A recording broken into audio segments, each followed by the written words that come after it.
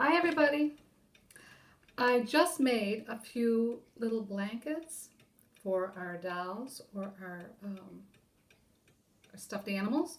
I made it out of some extra fabric I had that was left over. So we will have 3 new little blankets when we come back to school. I didn't want our whole program about polar bears and penguins to go without finishing up with our polar bears, especially with little polar bear. We read a lot of stories about penguins, so I have 4 stories about little penguin. I'll read 2 today, and then I'll read the other 2 tomorrow.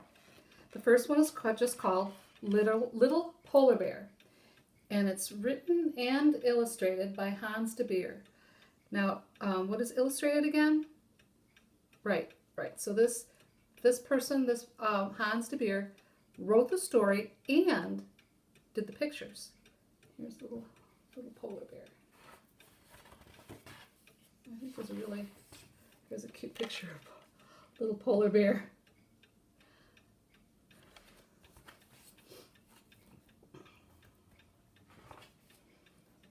Little polar bear.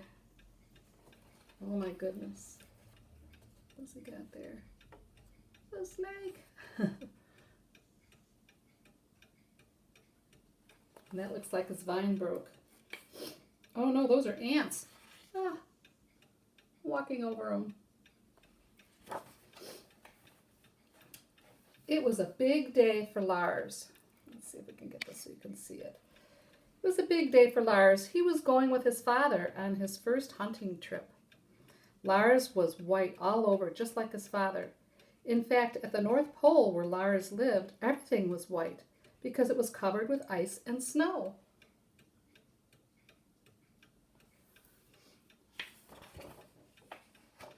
Lars's father showed him how to do all kinds of things. Follow tracks, swim, dive. He talked and Lars listened silently, paying close attention. Once his father disappeared underwater and stayed so long, Lars began to worry. But when his father finally reappeared, he had a big fish for supper. There's his dad. His dad is jumping in the water. When it was time to go to sleep, Lars's father said, "Make a big pile of snow to protect yourself from the wind like I do." Lars was proud of his pile, but also very tired.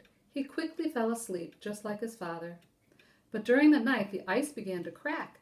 The piece where Lars was lying broke off. See the crack here? And it's going around there.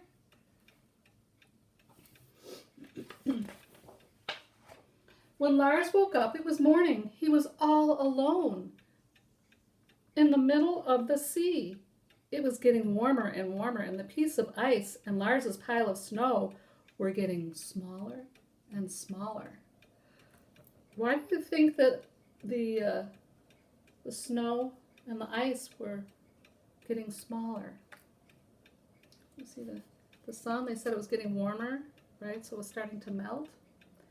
When the ice was almost completely melted, Lars saw a big barrel drifting by. Luckily, Lars was able to reach the barrel and climb on top of it. Then a storm began to rage. As Lars clung to his bobbing barrel, he missed his father and his pile of snow more and more. There's Lars.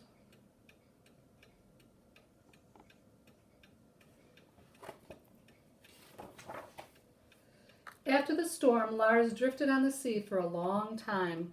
There he is, drifting. At last he saw land, but could not see any snow or ice. Almost everything was green, and the sun was very warm. Lars carefully slid off the barrel and stepped onto the beach.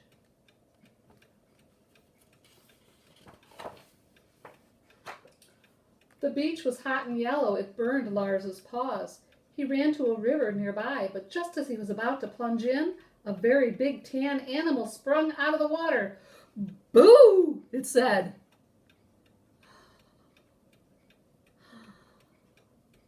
Lars quickly ran to hide. "I was only joking," called the big tan animal. I'm Henry, the hippopotamus. Who are you and why are you so white? Lars didn't know the answer to the last question. Where I come from, everything is white, he said.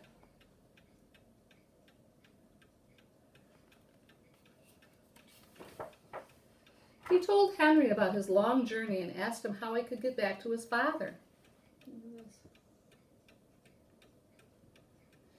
Henry listened sympathetically, but he seemed confused. He wiggled his ears and squirmed and finally said, "The only one who can help you is Marcus, the eagle. He has traveled all over the world. He will know where you come from and how you can get back there. But we'll have to cross the river, go through the jungle, and climb the mountains to reach him." Lars was happy to go, but when he looked at the river, he said, "The only problem is that I can't swim very well yet." What's going to happen? "No problem at all," said Henry, and laughed. "Climb on my back. I won't sink." Lars was astonished by all the things he saw in the jungle. Henry patiently explained everything. Lars especially liked the tall brown stalks that Henry called trees. They were such fun to climb. In one brown stalk sat a funny green animal, which suddenly turned white, just like Lars. "It's a chameleon," Henry said. Chameleon.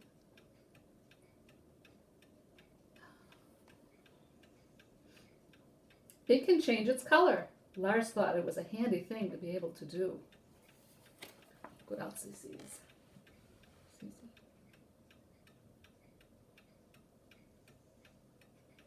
These are all things that Lars has never seen before. At the edge of the jungle, the mountains began. It was a bit cooler, and Lars felt more comfortable. Henry found climbing difficult, but Lars helped by telling him where to step. After a while, Henry was exhausted. "That's enough for today," he said. "Tomorrow we will continue. Let's rest here and look out at the nice view." As Lars looked out over the land and sea, he began to feel homesick. "Cheer up," said Henry. "You'll be home again soon."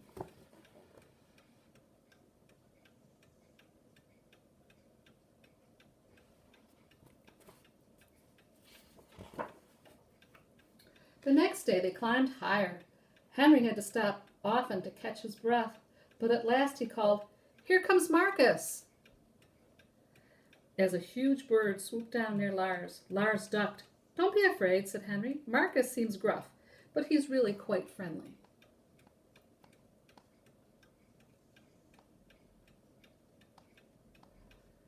Henry said good morning to Marcus and politely explained why they had come. The eagle looked at Lars and then said, "Well, well, a polar bear in the tropics. You're a long way from home, aren't you, young man? Fortunately, I can arrange your passage back. Tomorrow morning I will have Samson fetch you from the beach." "Thank you very much, sir," Lars said shyly.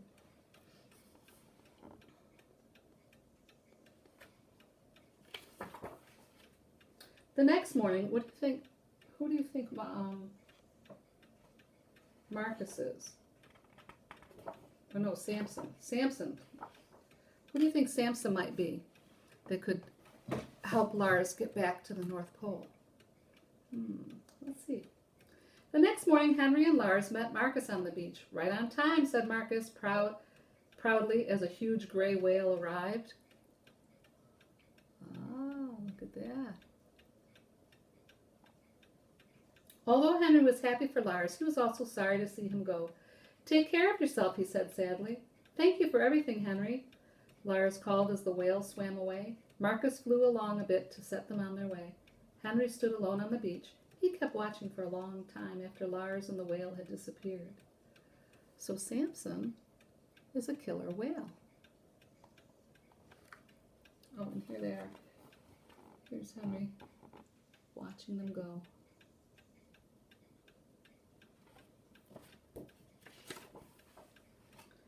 Samson swam a long way until they were surrounded by ice and snow. "We must be near your home now," he said. At the same moment, Lars called, "There he is, my father! Father, I'm back!" Lars's father couldn't believe his eyes. There was Lars riding on top of a whale. Lars's father was tired from looking for Lars, but he wasn't too tired to catch a big fish for Samson to thank him. Samson waved as he swam away. "And now," said Lars's father, "we must go straight home because your mother is very worried." There goes the killer whale.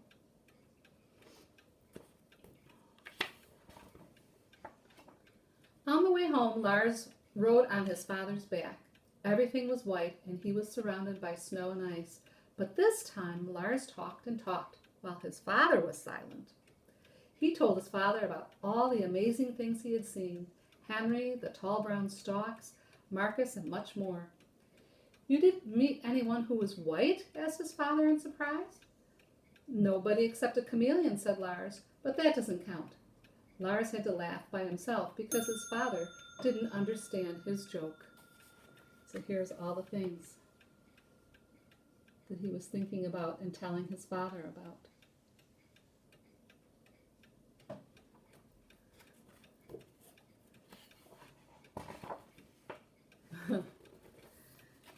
And here's Lars with a banana. All right, the next book is called Ahoy There, Little Polar Bear.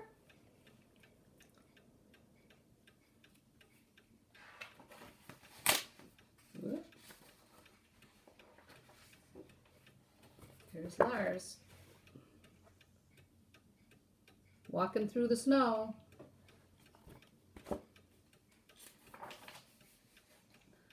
Oh my goodness. I wonder what's going to happen to him. Look over here.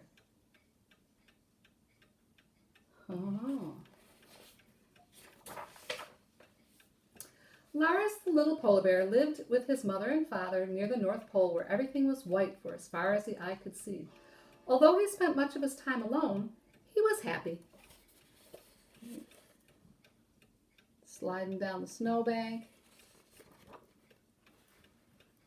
floating in the water. But one day, when Lars swam quite far from his den, something terrible happened. Lars caught his foot. It was pulled down deep into the sea and then yanked up in a gigantic net. Here he is. He's caught his foot, and then there's the net.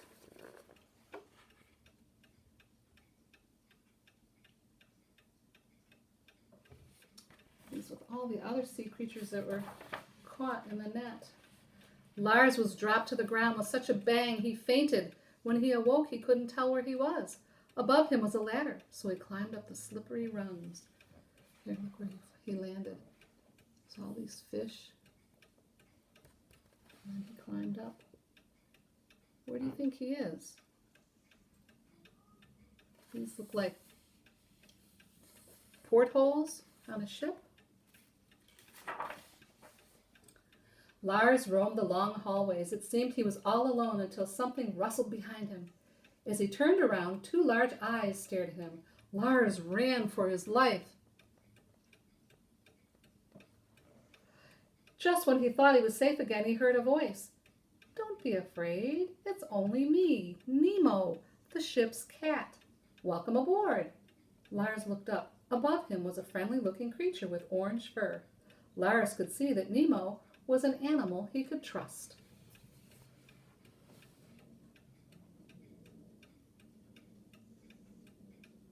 Does that look like Miss Alyssa's kitty? "I'm Lars," said the little polar bear. Here, let's take a look at this picture here. They're on the ship. That's a big ship. "I'm trying to get home as soon as I can." "I'm afraid that isn't possible, at least not right away," Nemo said. "Your home is a long way from where we are now." "Where are we?" asked Lars. "We're on a ship, on our way back to port. Once we're there, I'll take you to see some friends who may be able to help. But until then, there isn't anything we can do. Why don't we get something to eat? I expect you're very hungry." When he had eaten, Lars felt much better, more cheerful, and he curled up beside Nemo and fell fast asleep.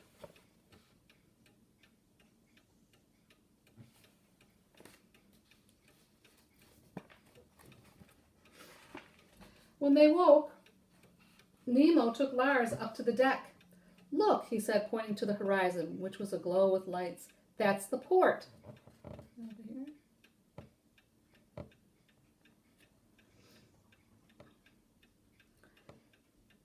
We'll be there soon. Lars was so excited he could hardly wait to go ashore. When the ship had come into port, Lars eagerly followed Nemo onto the deck and over the plank. Try to look inconspicuous, said Nemo. Do you know what inconspicuous means? It means to kind of blend in so nobody knows that you're there. Do you think that Lars can blend in? What Lars found on the other side of the plank surprised and disappointed him. Everything was so untidy and dirty. I'm afraid this isn't a very clean place, sighed Nemo. We best hurry. Follow me around the back way. The streets are much too dangerous. As Lars and Nemo made their way through the alleys and back streets, Lars's white coat became dirtier and dirtier. He wished more than ever that he was home again, where everything was clean and white. See how he's getting dirty there? Going through the alleys where the garbage is. Following Nemo over fences and along walls took all Lars's effort. At last Nemo stopped. Look at how dirty he is in this picture.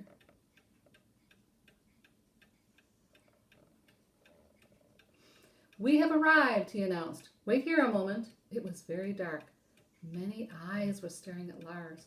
He grew quite nervous. Look at the eyes. Ooh, that would make me nervous, boy. But the eyes belonged to some more cats, who turned out to be just as friendly as Nemo. The cats looked grave as Nemo explained Lars's problem. They thought it over for a few minutes. Then a black and white cat stepped forward. I'm Johnny, also a ship's cat, he said. My ship is leaving for the Arctic tomorrow. We must get you on board before daylight. Look at all these cats.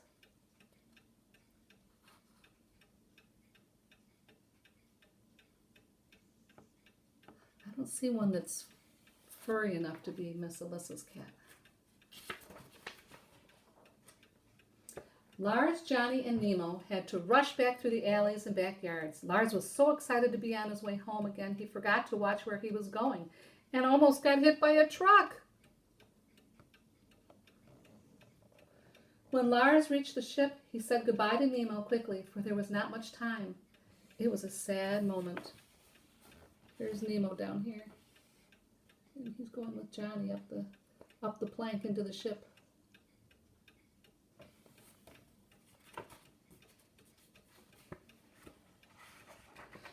For Lars, the time on the ship passed quickly. It wasn't long before he spotted something wonderful on the horizon. What does he see on the horizon? Yeah, snow and ice. Look, Johnny, he shouted, the North Pole. See how clean and white it is? I was once as clean and white as that. That night when the ship anchored, Lars thanked Johnny and set off for the beautiful white shores of the North Pole. Here he is going down the anchor's chain. There's an anchor at the end of that chain to hold the ship in one place.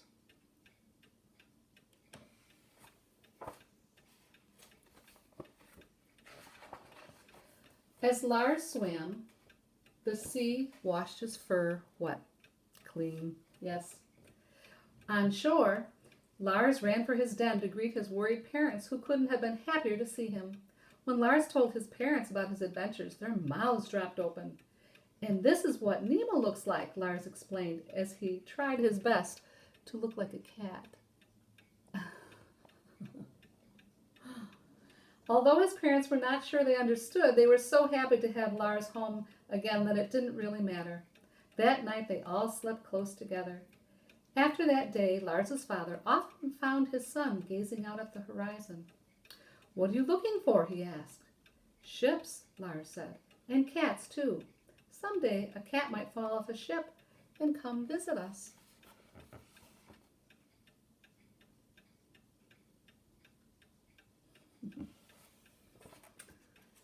That little Lars, he's always getting himself in trouble, getting far from home, but people always help him come back. So tomorrow we have 2 more books about Lars that I will read to you. So have a great day and enjoy the rest of your time, and I will see you tomorrow. Bye.